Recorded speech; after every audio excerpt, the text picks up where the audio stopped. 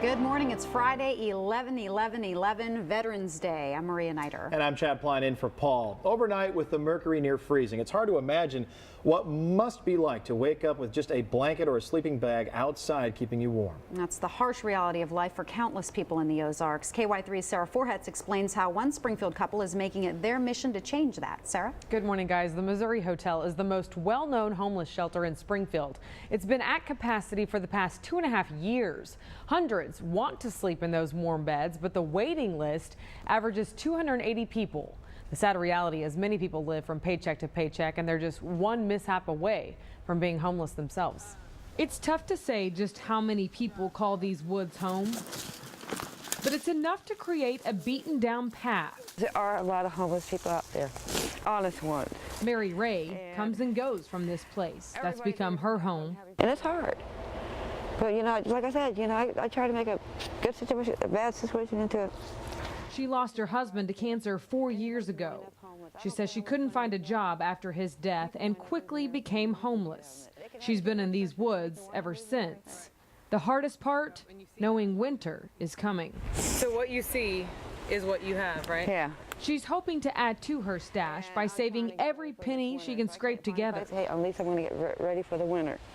You know, it's about $65. They got, over here at Walmart, they got tent heaters for about 58, but with tax and everything, about 65. Her shoes, a few articles of clothing, and her big bag of cat food. That's the only thing I really got left in the way is my animals.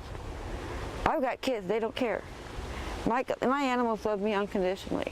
Mary's cats are hiding from us today, but what our cameras did catch is something extraordinary. Our job is to show them love, don't judge them, don't scold them. It's the heart of Dennis and Becky Code. Mary, this is what I have for you today. Of course, you know, we always make burritos. That's what I do through the week. I make burritos and I start handing them out.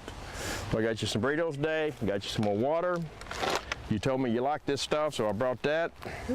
Don't you? Oh, yeah. You said you like chocolate sweets. I brought you some of that. He's the guardian angel, and his wife. A lot of them. Dennis says he can't not help. He believes it's why he exists. He makes his rounds into alleys in town, into the woods, and into any homeless camp he can find. We just got to do it. It's just planted on our heart. We cannot stop. What he gets. He brings us the food, you know, when he has it, you know, sometimes he runs short, you know. Bless you. He gives, and he gives more than just bread alone. You have to put hope into somebody before they'll change. You can't expect somebody to change and then get hope. That's what society really needs to know. A lot of these people have been beat up so bad. Dennis knows from experience. He too was homeless for many years after spending a decade behind bars. And it was rough, and I was an alcoholic, and I was a heroin addict at that time. I was determined to make it. Someone came to my life like I'm coming to these people. And someone pumped hope back into me. And I got that hope, and I got sober. And I just want to do what other people has done for me. What he wants the world to know is one person can change a life, and not everyone on the street is a lost cause. Believe me, that is a blessing. Sometimes I come out here, we have to be a peacemaker. Beyond Mary's camp, Dennis says it's too dangerous for us to go. He's been there, trying to give hope to those folks too. If he and his wife aren't out wandering, you'll find them at the Veterans Coming Home Center, as it's called, near downtown Springfield. Me and Becky are here because we love every one of y'all. Amen. Y'all may not believe that, but we do. We love you. Shout out! More than 100 line up here on a daily basis, enjoying Dennis's food. Sometimes it's a hot meal, a cold drink, and always chatting with others who are homeless.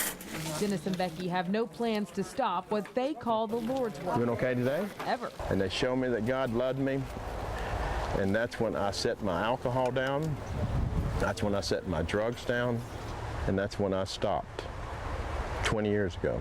It is an adventure. It's our journey. Each time we go out, we just expect something good to happen, and it usually And it does. Living proof that not all who wander are lost.